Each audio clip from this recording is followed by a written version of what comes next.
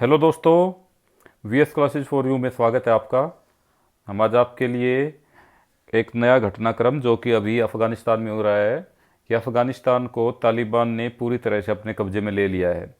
तो उसको देखते हुए ये वीडियो लेकर आए हैं कि ये जो तालिबान है ये क्या है और ये कब से इसको ये स्टार्ट हुआ है और इसने हाल ही में जो अफ़गानिस्तान पर अपना कब्जा किया है तो वो पूरा घटनाक्रम क्या था। तो चलिए देखते हैं। सबसे पहले ये है कि तालिबान क्या है। तालिबान एक पाश्तो जो भाषा है उसमें छात्रों को कहा जाता है, उनको तालिब कहा जाता है और उसी से तालिबान बना है। छात्रों को कहा जाता है, खासकर वो छात्र जो कट्टर इस्लामी धार्मिक शिक्षा से प्रेरित हो। मतलब क्या है कि वो उनको कट्टर धार्मिक जो इस्लामी शिक्षा है वो दी जाती है। और कहा जाता है कि कट्टर सुन्नी इस्लामी विद्वानों ने धार्मिक संस्थाओं के सहयोग से पाकिस्तान में इसकी बुनियाद खड़ी की थी। क्या कहाँ की थी? पाकिस्तान में। यह भी कहा जाता है कि पाश्तो आंदोलन पहले धार्मिक मदरसों में उभरा और इसके लिए सऊदी अरब ने आर्थिक मदद भी मुहैया कराई थी। तो जब तालिबान का अस्तित्व वहाँ पर 1990 के दशक में उत्तरी पाकिस्तान में हुआ था। शुरू में रूसी प्रभाव को ख़त्म करने के लिए तालिबान के पीछे अमेरिकी समर्थन भी बताया गया था। ये क्या है कि उस समय जो वहाँ पर सोवियत संघ रूस की वहाँ पर वो थी प्रभुत्व था वहाँ पर अफ़गानिस्तान में। तो सोवियत संघ का जो प्रभुत्व ख़त्म करने के लिए अमेरिका ने भी जो वो उस समय जब तालिबान उभरा था तो उसको अपना सपोर्ट दिया था, उसको उसको हथियार मुहैया भी कराए थे। इसके बाद जब ये वो टाइम आया जब अफ़गानिस्तान से तत्कालीन जो सोवियत संघ की सेना वापस जा रही थी, तो सोवियत सैनिकों की वापसी के बाद अफ़गानिस्तान में तालिबान का जो वर्चस्व था वो धीरे धीरे बढ़ने लगा। मतलब उनकी साख थी वो वहाँ पर उनका दबदबा बढ़ने लगा। फिर तालिबान ने कंधार शहर को अपना पहला केंद्र बनाया और फिर अफ़गानिस्तान की सत्ता जब सोवियत संघ के हाथ में थी तब 1989 में मुजाहिदीन ने उसे बाहर का रास्ता दिखा दिया था। कब दिखाया था? 1989 में मुजाहिदीन ने उनको बाहर का रास्ता दिखा दिया था, किसको? सोवियत संघ को। और इसी मुजाहिदीन का कमांडर कौन था? वो पाश्तून आदिवासी समुदाय का सदस्य था, मुल्ला मोहम्मद उमर। मुल्ला मोहम्मद उमर ने ही आगे चलकर तालिबान की स्थापना की थी। किसने की थी? मुल्ला मोहम्मद उमर ने। ये तालिबान का फाउंडर था। तालिबान किसने स्थापना की थी? और ये पहला आमिर अल मोमिन, इनको जो कमांडर इन चीफ होता है उसको ये बोलते हैं आमिर अल मोमिन, इनको बनाया गया था। कौन? मुल्ला मोहम्मद उमर। उसके बाद तालिबान ने उस वक्त के जो अफ़गानिस्तान के राष्ट्रपति थे बुरहानुद्दीन रब्बानी बुरहानुद्दीन रब्बानी, उसको सत्ता से हटा दिया। और रब्बानी सोवियत सैनिकों के अतिक्रमण का विरोध करने वाले अफ़गानिस्तान मुजाहिदीन के संस्थापक सदस्यों में से ही एक था। और फिर वर्ष 1998 तक 90% अफ़गानिस्तान पर तालिबान ने अपना कब्जा जमा लिया था। मतलब क्या था? 1998 तक अफ़गानिस्तान का लगभग सारे तालिबान का लगभग सारे अफ़गानिस्तान पर ही कब्जा हो गया था। लगभग 90% अफ़गानिस्तान पर तालिबान का कब्जा था। फिर सोवियत सैनिक अफ़गानिस्तान से गए तो वहाँ के जो आम लोग थे, वो जो मुजाहिदीन थे, उनकी जो ज़्यादतियाँ थी और उनके जो आपसी संघर्ष थे, आपसी जो उनके झगड़े थे, लड़ाई थी, वे उनसे उब गए थे। और इसलिए उन्होंने स्टार्टिंग में तालिबान को वहाँ पर एक्सेप्ट कर लिया, उन्होंने तालिबान का वहाँ पर स्वागत किया। उस समय तालिबान ने भ्रष्टाचार पर अंकुश, अराजकता की स्थिति में सुधार, सड़कों का निर्माण और नियंत्रण वाले इलाके में कारोबारी ढांचा और सुविधाएं मुहैया कराना, ऐसा कार्य स्टार्ट कर दिया। तो जैसे स्टार्टिंग में उन्होंने जो कुछ प्रोग्रेस के कार्य किए तो इन कामों के कारण वहाँ पर तालिबानी काफ़ी लोकप्रिय हुए वहाँ की जनता के बीच। फिर धीरे धीरे तालिबान ने अपना रंग दिखाना स्टार्ट किया और उन्होंने वहाँ पर अफ़गानिस्तान में जो बिल्कुल जो कड़े इस्लामिक कानून होते हैं, इस्लामिक जो नियम होते हैं, वो उन्होंने वहाँ पर लागू किए। वहाँ पर उन्होंने चोरी से लेकर हत्या के दोषियों को सरेआम मौत की सज़ा या फिर उनके अंग भंग कर देना, इस प्रकार की सज़ा वहाँ पर दी जाने लगी सरेआम। और वहाँ पर लोगों पर टीवी और म्यूजिक आदि को बैन कर दिया गया देखना। और लड़कियों को भी, जो 10 साल से नीचे की जो लड़कियाँ थी, उनको ही केवल स्कूल की शिक्षा की थोड़ी बहुत अनुमति थी, बाकी उसके बाद जो लड़कियों को स्कूल जाने से ही मना कर दिया। और महिलाओं को काम करने से रोका गया, वह उनको कहा गया कि आप बस बुर्का पहनो और घर पे ही रहो। और जो वहाँ के जो पुरुष थे उनके लिए दाढ़ी रखना उन्होंने अनिवार्य कर दिया था तालिबान ने। मतलब यूनान के जो ये इस्लामिक जो कट्टर इस्लामिक जो कानून थे वो तालिबान ने वहाँ पर धीरे धीरे लागू कर दिए। और इस प्रकार अफ़गानिस्तान की जनता तालिबान के मतलब इस प्रकार से तालिबान के अंडर वहाँ पे रहने लगी, इस प्रकार वो पिसने लगी और उनकी जो आज़ादी थी वो बिल्कुल ही ख़त्म हो गई थी उस दौरान। 1990 से 2000 तक के दौरान 2001 में फिर जब 11 सितंबर 2001 को अल कायदा द्वारा अमेरिका के वर्ल्ड ट्रेड सेंटर पर हमला किया, जब अल कायदा ने, तो तालिबान भी दुनिया की नज़रों में आ गया था। तालिबान दुनिया की नज़रों में इसलिए आया था क्योंकि उन्होंने जो अल कायदा के जो सरगना था ओसामा बिन लादेन, उसने उसको वहाँ पर पनाह दे रखी थी। जब वो अमेरिका पर हमले का जो अपना जो है वो तैयारी कर रहा था, अपनी योजना जो वो बना रहा था, तो उस टाइम तालिबान ने उसको पनाह दी थी और इसलिए तालिबान अमेरिका समेत दुनिया की नज़रों में भी आ गया था। फिर हमले के बाद अमेरिका ने तालिबान से ओसामा को सौंपने के लिए कहा। जब अमेरिका पर 9/11 का जो हमला हो गया था, world trade centre, pentagon, white house पर जो हमला हुआ था, उसके बाद अमेरिका ने तालिबान से ओसामा बिन लादेन को उनको सौंपने के लिए कहा, लेकिन तालिबान ने इस बात से साफ इनकार कर दिया।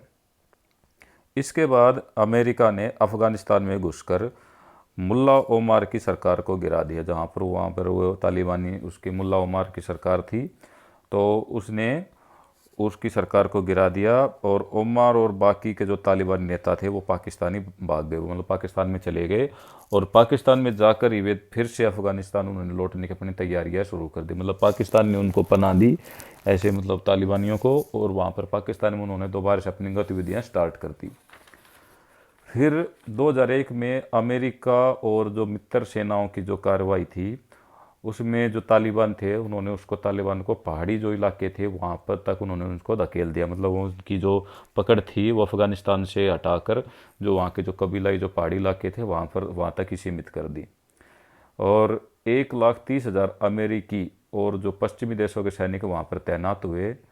और इसी दौरान 2004 से 2014 तक हामिद करजई वहाँ के राष्ट्रपति रहे। फिर उसके बाद 2012 में नाटो बेस पर हमले के बाद से फिर तालिबान का उभार शुरू हुआ। जो 2012 में अफ़गानिस्तान में जो नाटो का जो बेस था वहाँ पर तालिबान ने वहाँ पर हमला किया और उसके बाद से तालिबान दोबारा से उभरना उन्होंने स्टार्ट कर दिया। फिर 2015 में तालिबान ने सामरिक रूप से, जो वहाँ पर सामरिक रूप से एक महत्वपूर्ण जगह है कुंडूज के इलाके पर उन्होंने कब्जा करके फिर से अपनी वापसी के संकेत दे दिए। ये एक ऐसा समय था जब अमेरिकी सेनाओं की वापसी भी उस समय जोर पकड़ रही थी। मतलब वहाँ पर जो ये अमेरिकी सेना की जो स्थापना थी, जो अमेरिकी सेना 20 साल से वहाँ पर थी, उनको भी धीरे धीरे वहाँ से वापस बुलाने की जो मांग थी वो उठने लगी। फिर 2014 और 16 में अमेरिकी सैनिकों की वहाँ से वापसी शुरू हो गई और नाटो गठबंधन ने अफगान सेना और पुलिस को सुरक्षा की जिम्मेदारी सौंप दी। वहाँ पर जो नाटो जो गठबंधन था उन्होंने अफगानिस्तान की सुरक्षा की जिम्मेदारी किसको सौंप दी? अफगान सेना और वहाँ की पुलिस को। फिर नए वहाँ के जो अफगानिस्तान के जो राष्ट्रपति बने वो बने थे अशरफ गनी, और उन्होंने नाटो के साथ डील साइन की कि अमेरिकी, और उसी डील के तहत अमेरिकी सैनिकों की वापसी स्टार्ट होगी। लेकिन 2016 में जब ओबामा वहाँ के राष्ट्रपति थे तो उन्होंने उन सैनिकों की वापसी मतलब उनकी जो वापसी की जो रफ्तार थी वो धीमी कर दी। फिर जब 2017 में जब ट्रंप राष्ट्रपति बने तो उन्होंने सैनिकों की वापसी की पुरानी टाइमलाइन ख़त्म कर दी और दोबारा से उन्होंने हज़ारों सैनिक काबुल में भेज दिए। मतलब दोबारा से हज़ारों अमेरिकी सैनिक काबुल लौटे और फिर अफ़गान फ़ौजों पर हमलों के बीच अमेरिका ने वहाँ पर हवाई हमले तेज़ कर दिए। लेकिन फिर से जो अमेरिकी सैनिकों के जो वापस लौटने की मांग थी वो बार बार उठती रही। तो फिर अफ़गानिस्तान से लौटने की अपनी कोशिशों के तहत 2020 में अमेरिका ने तालिबान से शांति वार्ता स्टार्ट की और ये शांति वार्ता दोहा में कई राउंड की ये बातचीत हुई। और वहीं जहां एक तरफ तालिबान शांति वार्ता कर रहा था, वहीं बड़े शहरों और सैन्य बेस की जगह छोटे छोटे इलाकों पर कब्जा भी करना उसने स्टार्ट कर दिया था। फिर अप्रैल 2021 में जो बाइडेन, जो अमेरिकी राष्ट्रपति हैं अभी करंट में, जो बाइडेन, उन्होंने अमेरिकी सेनाओं की वापसी के ऐलान के बाद तालिबान ने वहाँ पर अपना मोर्चा खोल दिया। जब जो बाइडेन ने ऐलान किया कि भैया अब अमेरिकी सेना वहाँ से वापस आएगी, तो फिर तालिबान ने अपना मोर्चा दोबारा खोल दिया। और अमेरिका ने जो अपने जो सैन्य वापसी, जो सैन्य उनकी वापसी का जो समय सीमा रखी, वो उन्होंने तय की थी 11 सितंबर, मतलब 11 सितंबर 2021 तक उन्होंने अपनी पूरी सेना को वापस बुलाने के जो वो एक डेडलाइन रखी थी। लेकिन नाटो सेनाओं के मई में ही वापसी शुरू होने के साथ ही तालिबान के जो हमले थे वो वहाँ पर तेज हो गए और तालिबान के लगभग 90,000 लड़ाकों ने 3 लाख से अधिक अफगान सैनिकों को सरेंडर करने पर मजबूर कर दिया। और अफगानिस्तान के जो राष्ट्रपति हैं अशरफ गनी और उनके प्रमुख सहयोगी और तालिबान से लड़ रहे प्रमुख विरोधी कमांडर अब्दुल रशीद दोस्तम और कई वॉर लॉर्ड्स तजाकिस्तान और ईरान में उनको शरण लेनी पड़ी। वो अफ़गानिस्तान छोड़कर वहाँ से भाग गए और कहा जा रहा है कि जो अफ़गानिस्तान के जो राष्ट्रपति है वो 4 कारों में कैश और हेलीकॉप्टर में बहुत सारा कैश भर के वहाँ से भाग गए हैं। अब जो अफ़गानिस्तान के राष्ट्रपति हैं वो बहुत सारा वहाँ से कैश लेकर वहाँ से भाग गए हैं। और तालिबान ने अगस्त में ही तेज़ी से शहरों पर जो उन्होंने कब्जा जो स्टार्ट किया था, वो 10 दिन के अंदर अंदर उन्होंने पूरे देश के बड़े बड़े शहरों पर उन्होंने नियंत्रण स्थापित कर लिया। और अभी हाल ही में उन्होंने 15 अगस्त को जो अफ़गानिस्तान की राजधानी है काबुल, वहाँ पर भी उन्होंने प्रवेश कर लिया। हालांकि उन्होंने जब वहाँ पर प्रवेश किया तो उन्होंने ये बयान दिया, अपनी शायद अपनी छवि बदलने के लिए, कि वो कोई गोलाबारी या कोई खून खराबा नहीं करेंगे और शांति से ही अपने सत्ता को अपने हाथ में लेंगे। और इसी उसमें वहाँ पर काफ़ी भगदड़ भी मची, काफ़ी लोग वहाँ से अफ़गानिस्तान को छोड़कर दूसरे देशों में शरणार्थी के तौर पर जा रहे हैं। और अभी फ़िलहाल वहाँ की जो स्थिति है वो काफ़ी असमंजस वाली है। तालिबान को अगर देखा जाए तो सबसे ज़्यादा मदद पाकिस्तान से मिली है, पाकिस्तान की जो खुफिया एजेंसी है ISI, उससे मिली है। और ऐसे में अमेरिकी सेनाओं की वापसी ने तालिबान को अफ़गानिस्तान थाली में परोस कर दे दिया है। जो अमेरिकी सेना और वो जो बाकी जो मित्र देशों की सेना जब अफ़गानिस्तान से वापस गई है तो उन्होंने अफ़गानिस्तान को तालिबानी सेनाओं को बिल्कुल थाली में परोस कर दे दिया है। और रूस की जो स्थिति है, जो रूस है उसकी जो स्थिति है वो भी अभी अस्पष्ट है। वह अमेरिकी प्रभुत्व ख़त्म होने से खुश तो है, लेकिन वही अपने जो पड़ोसी देश जहाँ पर रूस का प्रभुत्व है, जैसे तजाकिस्तान और उज़्बेकिस्तान, उसमें भी उसको तालिबान के खतरे के रूप में वो उनको देख रहा है। और जहाँ अगर बात करें भारत की, तो भारत की स्थिति काफ़ी संवेदनशील है, क्योंकि भारत पिछले 20 सालों में अरबों डॉलर अफ़गानिस्तान के विकास में निवेश कर चुका है, जिनमें स्कूल, अस्पताल, बिजली, गैस संयंत्र, प्लांट आदि और जो ये बांध वगैरह हैं, इनमें काफ़ी अपने पैसा वहाँ पर अपना खर्च कर चुका है भारत। और अब जब तालिबान ने वहाँ पर कब्जा कर लिया है तो ये सभी प्रोजेक्ट लगभग वहाँ से ख़त्म हो चुके हैं और अब भारत अपने सभी नागरिकों को वहाँ से निकाल रहा है। जहाँ वो भारत के जो दूतावास में जो भी नागरिक फंसे हैं और वहाँ पर जो भारत के नागरिक जो काम कर रहे हैं उनको वहाँ से निकाल रहा है। और अगर बात करें चीन की, तो जैसा कि हमें पता है कि पाकिस्तान तो चीन के साथ है ही, पाकिस्तान तो तालिबान के साथ है ही, तो चीन ने भी जो तालिबान की जो सरकार है वहाँ पर उसको अपना समर्थन दे दिया, अपनी मान्यता उन्होंने दे दी है। और अभी का जो हाल है वो क्या है कि दुनिया देखती रह गई और तालिबान ने हथियारों के दम पर अफ़गानिस्तान पर अपना कब्जा कर लिया और अफ़गानिस्तान के 3 करोड़ 84 लाख लोगों की आज़ादी, मानवाधिकार के मसले सब सरेंडर कर गए, सब धरे के धरे रह गए। सारा जो संयुक्त राष्ट्र संघ है, संयुक्त राष्ट्र सुरक्षा परिषद है, या और जो वैश्विक जो संगठन है, वैश्विक जो और बाकी जो बड़े बड़े देश हैं, वो सब इसको देखते ही रह गए। अभी आप कई 2-4 दिन से अभी न्यूज़ में देख रहे हैं कि वहाँ पर अफ़गानिस्तान से भागते लोग, महिलाएं, बच्चे, उनकी जो भयावह तस्वीर जो अभी आपको यहाँ पर स्क्रीन पर भी दिखाई दे रही है, ये देखिए कैसे कि वहाँ पर बुरा हाल हो गया। अभी वहाँ पर मानवाधिकार बिल्कुल उनकी धज्जियाँ उड़ाई जा रही हैं। वहाँ से लोग अपनी जान बचाने के लिए अभी भाग रहे हैं। कोई जो अभी कल से एक वीडियो वायरल हो रखा है कि अमेरिका की जो वायुसेना का एक विमान था, उसके पहियों पर वहाँ के लोग अपनी जान बचाने के लिए बैठ गए, और जब वो विमान आसमान में उड़ा तो उसमें से 3 बंदे, 3 जो वहाँ के जो बाशिंदे थे वो वहाँ से गिर गए। और जो अफ़गानिस्तान में जो तालिबान की जो सरकार है, जो तालिबान ने वहाँ पर कब्ज़ा किया, वहाँ के सभी जो इंफ्रास्ट्रक्चर है सब पर उसने कब्ज़ा कर लिया है। तो अब देखते हैं कि क्या आगे का क्या रुख रहता है और देशों का। और साथ ही ये भी अब देखना पड़ेगा कि अफ़गानिस्तान जो अब 20 सालों से अपनी आज़ादी में जो सांस ले रहा था, अब दोबारा से उसको वही 20 साल पहले का जो मंजर था, शायद अब उसको वही देखना पड़ेगा। वहीं पुराने कानून शायद वो लागू करेंगे। तो बड़ी ही भयावह स्थिति वहाँ की। और अब ये भी देखना होगा कि जो यूएनएससी है और जो विश्व समुदाय है वो इस संदर्भ में क्या कदम उठाता है। तो बड़ी ही भयावह स्थिति है। तो चलिए जो एक और चीज़ बता देता हूँ, जो अफ़गानिस्तान में जो तालिबान की जो अभी जो सरकार है उसका क्या है, मतलब उनकी जो सरकार का जो है सिस्टम, उसमें कौन कौन है। तो सबसे जो पहला है, जो उनका कमांडर इन चीफ होता है आमिर अल मोमिन, वो है हिबातुल्ला अखुंदजादा। कौन है? हिबातुल्ला अखुंदजादा।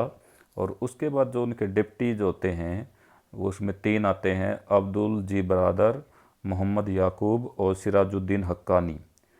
फिर उसके बाद उसमें एक कैबिनेट होती है जिसके 17 मेंबर होते हैं, जो अलग अलग जो विभाग होते हैं उनको देखते हैं, जैसे मिलिट्री हुआ, पॉलिटिकल हुआ, या फिर इकोनॉमिक टाइप का, या इस प्रकार के जो अलग अलग विभाग उनको वो देखते हैं। उसके बाद एक सीनियर जज होता है जो कि है अब्दुल हकीम, जो कि वहाँ की जो लीडरशिप काउंसिल होती है जिसमें 26 मेंबर होते हैं, जिसमें कमांडर वगैरह ये सब होते हैं, वो उनका हेड होता है। और जो ये अब्दुल हकीम है, जो सीनियर जज हैं, वो ओवरसीज तालिबान के जो जुडिशल स्ट्रक्चर है उनको देखते हैं। और अगर बात करें अभी, तो अफ़गानिस्तान में जो तालिबान की जो कमाई का मुख्य ज़रिया है, तो तालिबान की कमाई का वहाँ पर मुख्य ज़रिया है अफ़ीम की खेती। तालिबान अफ़ीम की खेती से वहाँ पर बहुत ही ज़्यादा टैक्स वसूल करता है और बहुत ही ज़्यादा उनकी कमाई होती है। 3,500 करोड़ से लेकर 7,000 करोड़ तक की वो वहाँ पर कमाई होती है अफ़गानिस्तान में। और आप तस्वीरों में देख सकते हैं कि जो अफ़गानिस्तान के जो लड़ाके हैं, इन्होंने अफ़गानिस्तान के जो राष्ट्रपति भवन हैं, एयरपोर्ट है, जिम वगैरह हैं, सब पर कब्जा कर लिया है। और इनके हाथों में देखिए आप, इनके हाथों में AK-47 और ये एक दूसरी राइफ़ल जो कि AK-47 का बता रहे हैं कि AK-47 अमेरिकी राइफ़ल है, और ये दूसरी राइफ़ल है जो ये रशियन है। तो आप देख सकते हैं, एक मुझे ये तस्वीर देखकर एक फिल्म का एक डायलॉग भी याद आ रहा है कि जब किसी देश में जब कहीं पर युद्ध होता है तो उन देशों का कोई फ़ायदा नहीं होता। जब युद्ध होता है तो फ़ायदा होता है हथियार बनाने वाले कंपनियों को, हथियार बनाने वाले देशों को। तो वही हाल है, इनके हाथों में जो हथियार है वो अमेरिकी और रशियन हथियार हैं, और जो पिस रही है वो आम जनता, बेचारे जो मजबूर लोग हैं वो। तो चलिए हम सब VS क्लासेस फॉर यू और हम सब प्रार्थना करते हैं कि अफ़गानिस्तान में शांति की स्थापना हो, और लोग जो अपना घर बार छोड़ कर जा रहे हैं उनको उनका घर बार मिले और आज़ादी मिले, और विश्व समुदाय इस पर कोई ठोस कदम उठाए। नमस्कार, जय हिंद।